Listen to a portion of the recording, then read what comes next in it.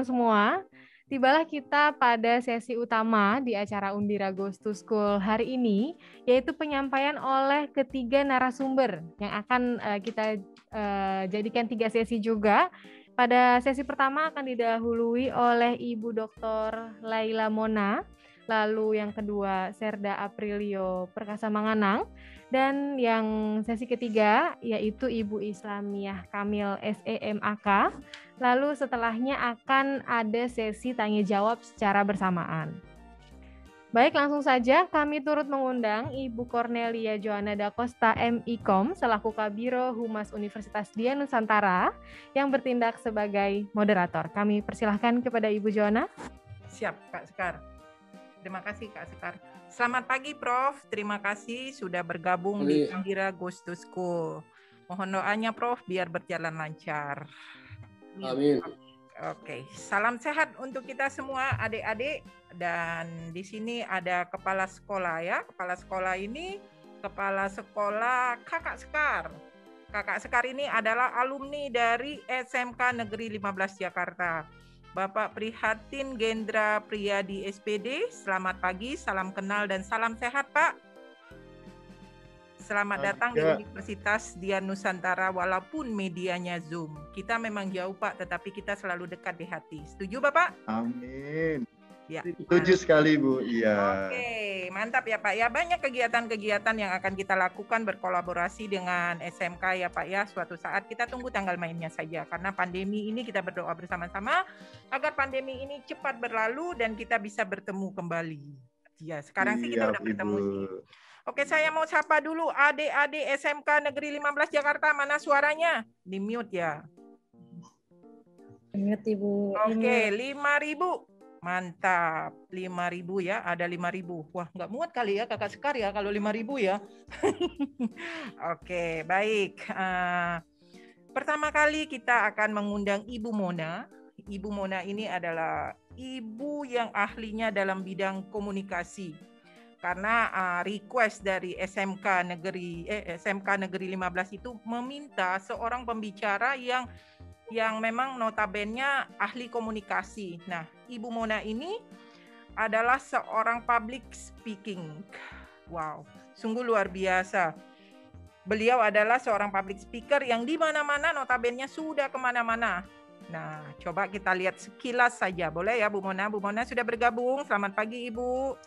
Anggota Konsorsium Kurikulum Pendidikan Luar Sekolah. Ya, lanjut lagi, bisa lihat review penerima beasiswa LPDP. Nah, di sini ada Ibu Mona.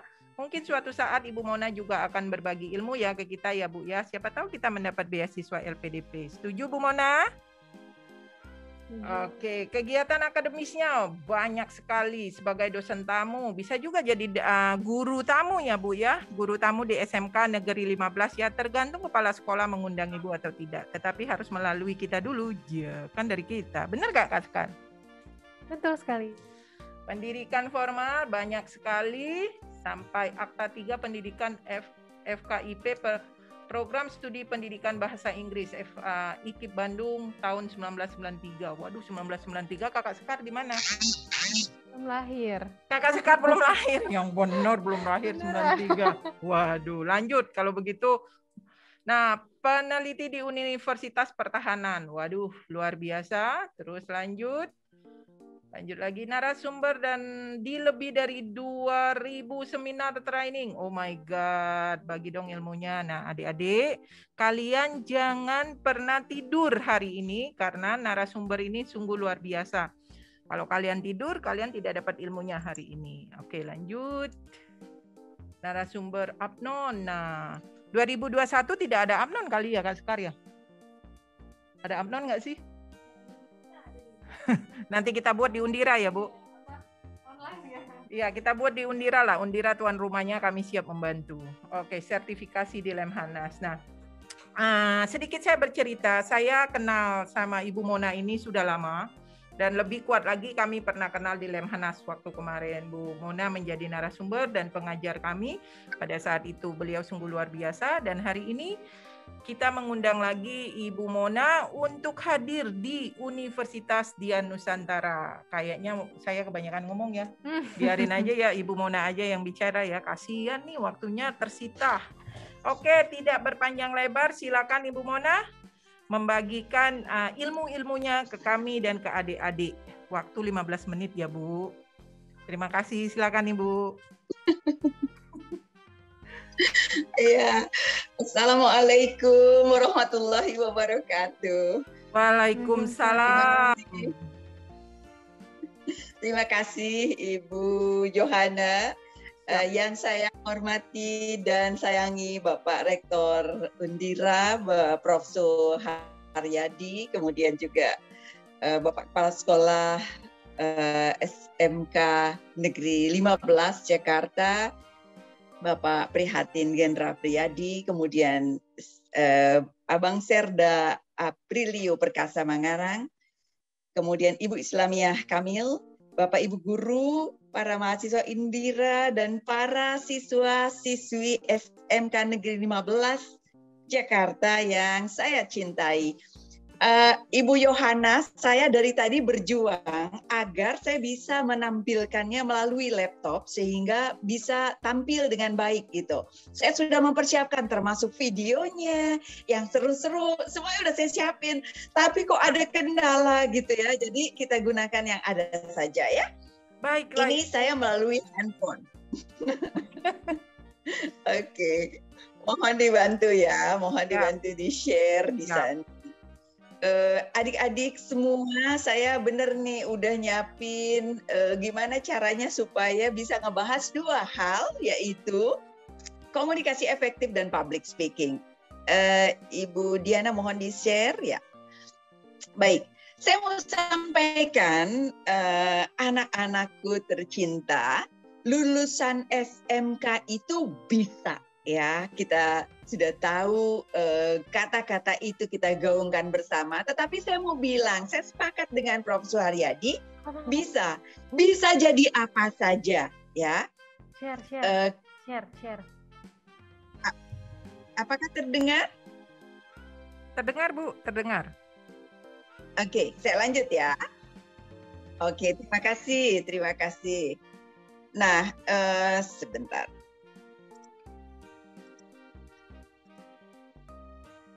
Oke, jadi SMK itu bisa apa saja.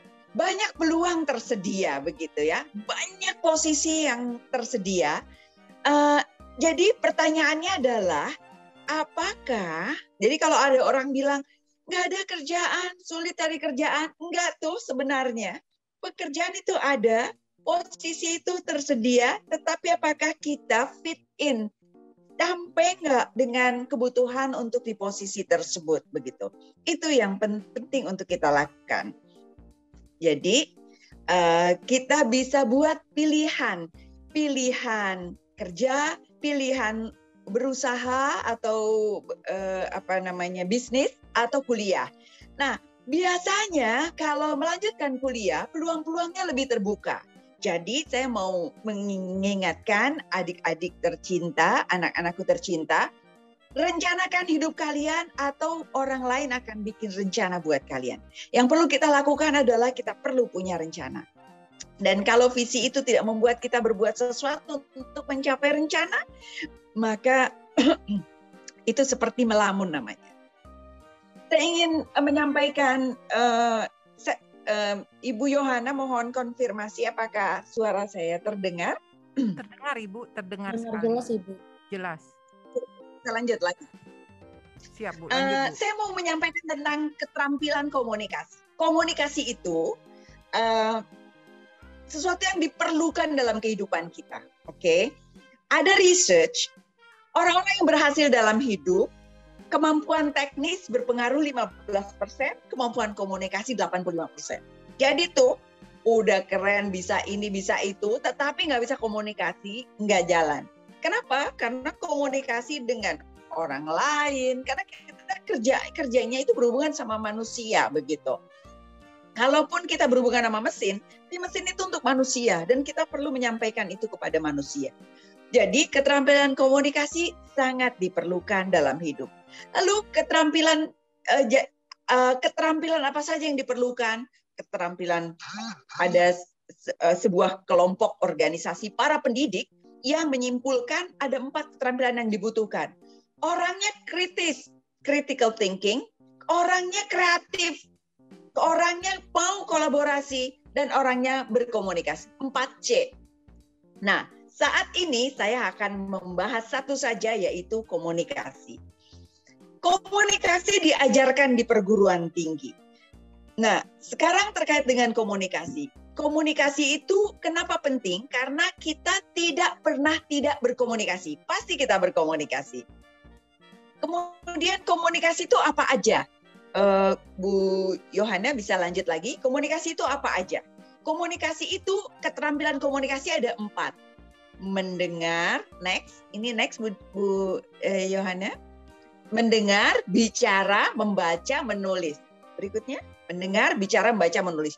Jadi, keterampilan komunikasi yang perlu kita kembangkan adalah kita mampu mendengar dengan baik, mampu bicara dengan baik, mampu membaca dengan baik, dan menulis dengan baik. Itu keterampilan yang diperlukan. Tapi saya mau ingatkan, jadi keterampilan komunikasi yang paling utama itu mendengarkan. Tetapi masalahnya banyak orang dengerinnya nggak bener. Dia tuh tidak mendengarkan, atau mendengarkan yang dia mau dengar, atau mendengar bukan mendengarkan, gitu. Ada bedanya. Nah, mendengar beda sama mendengarkan. Kalau mendengar tuh kedengeran doang. Kalau mendengarkan itu kita fokus, atentif, perhatian, begitu. Nah, mendengarkan berbeda. Kebanyakan orang tidak mendengarkan, padahal mendengarkan adalah kunci untuk memahami banyak hal. Kemudian, seorang pendengar yang baik akan menjadi pembicara yang baik, akan menjadi pemimpin yang baik, gitu ya. A good leader is a good listener. Sayang sekali ya, ada kendala teknis ya, padahal di sini udah banyak sekali ada video-videonya yang seru-seru nih. Nah, 75% orang ngedengerinnya itu nggak efektif. Anak-anakku semua.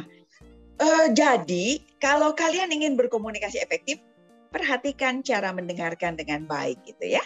Perhatikan mendengarkan itu fokus, be there, hadir, orangnya hadir, pikirannya hadir, hatinya hadir, wajahnya kelihatan, dan kelihatan kayak mendengarkan gitu. Itu mendengarkan yang efektif.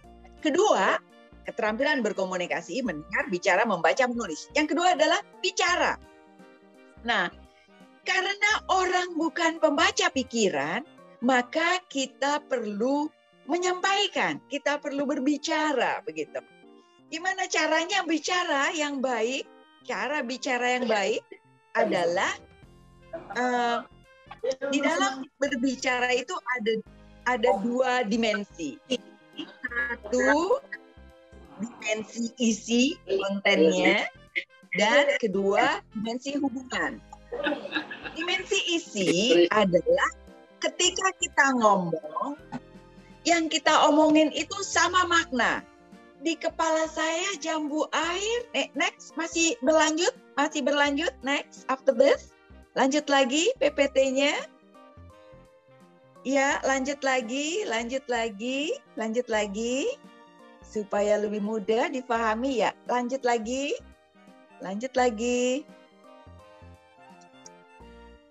Iya, ya.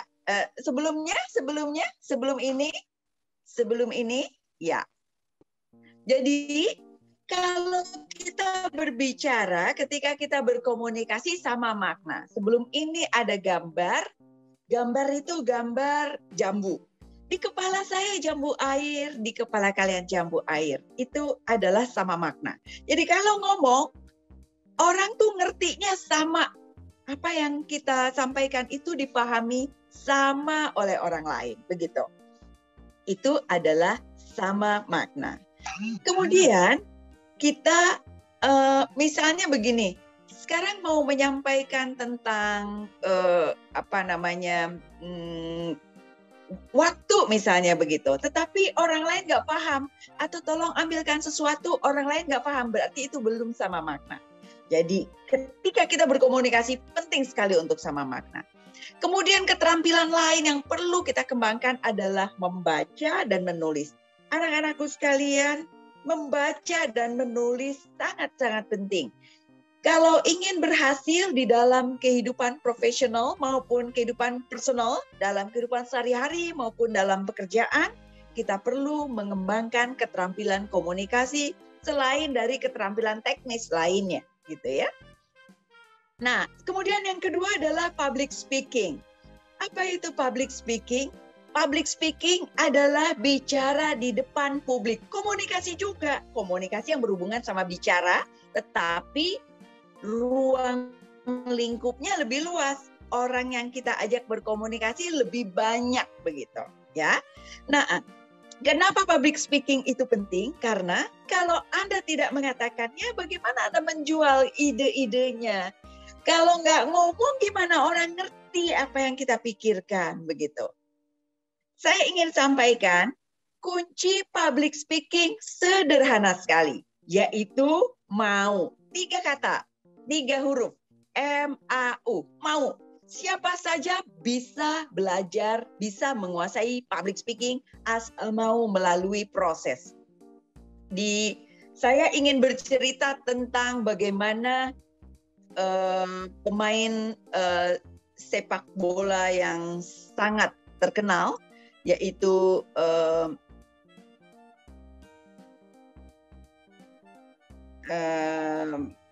dia adalah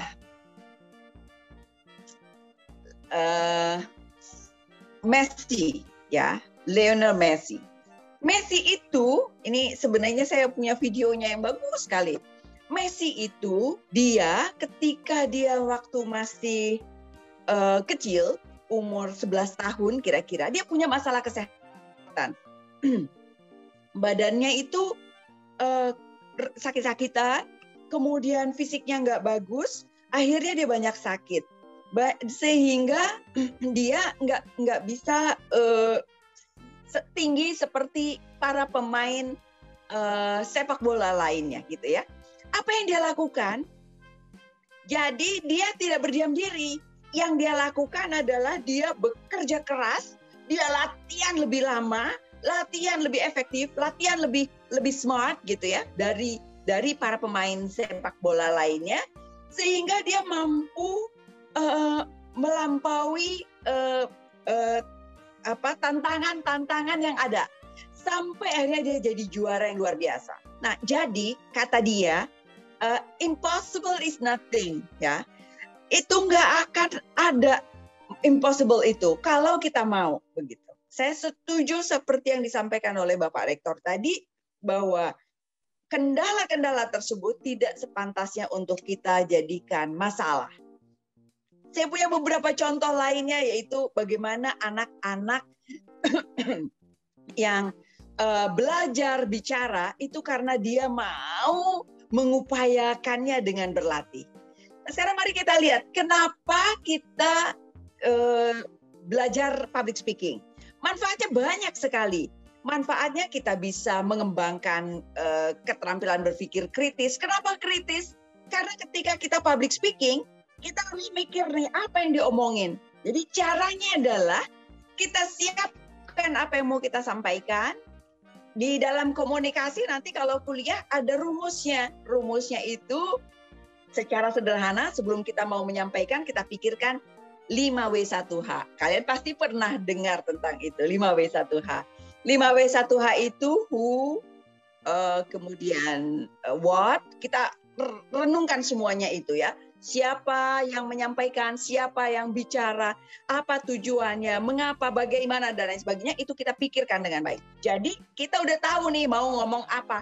Kalau mau jadi public speaker yang bagus, nggak ujuk-ujuk, nggak langsung jeder suruh tampil ngomong, nggak bisa, nggak kayak gitu. Public speaking itu siapa saja bisa jika mau melalui prosesnya. Sama seperti Messi tadi. Siapa saja bisa main sepak bola Tetapi mau jadi pemain sepak bola yang keren, ada latihan, ada proses. Sama seperti public speaking. Mau jadi public speaker yang bagus, mau ngomong, bisa. Sok aja kan, bisa ngomong kan, bisa menyampaikan sesuatu, bisa bicara. Nah, bagaimana bicara yang baik adalah melalui proses latihan. Latihannya gimana? Latihannya adalah ada beberapa tahap. Pertama adalah siapkan apa yang mau kita bahas. Oh, saya mau membahas tentang saya mau membahas tentang misalnya isu nggak usah COVID ya, isu tentang bagaimana tetap produktif, bagaimana tetap kreatif di masa work from home atau study from home gitu ya. Gimana caranya kita mau nyampein itu misalnya ya. Lalu yang kita lakukan adalah kita siapkan apa ya yang penting buat saya sampaikan. Siapa ya yang bakal dengerin. Apa materi yang menarik ya dari situ. Jadi kita bikin tuh catatan, logikanya. Dari mana catatannya? Dari baca. Dari baca. Dengan kita baca, kita jadi tahu ide-ide bermunculan. Ide-ide lebih kreatif banyak yang hadir. Begitu ya. Jadi pertama kita siapkan, kemudian kita berlatih. Nah, berlatihnya dengan siapa? Berlatihnya dilakukan sendiri. Di mana? Di depan kaca. Nah, para tokoh-tokoh, pembicara-pembicara publik yang sangat bagus, dia latihannya di depan kaca tuh. Di depan kaca, dia menyampaikan, dia jelaskan di depan kaca begitu ya. Kemudian kalau Bapak Soekarno, proklamator kita, cara berlatihnya adalah dia naik meja, kemudian dia bicara di depan publik, lampunya dimatikan, dia bayangkan dia bicara di depan rakyat yang sangat banyak. Jadi dia siapkan materinya, lalu dia berlatih begitu. Jadi nggak ada tuh ujuk-ujuk dijorokin langsung tampil, langsung ngomong. Enggak. Kalau kita udah expert sangat sering, nah itu baru bisa. Kalau sebagai pembelajar awal, jangan lakukan seperti itu, begitu ya.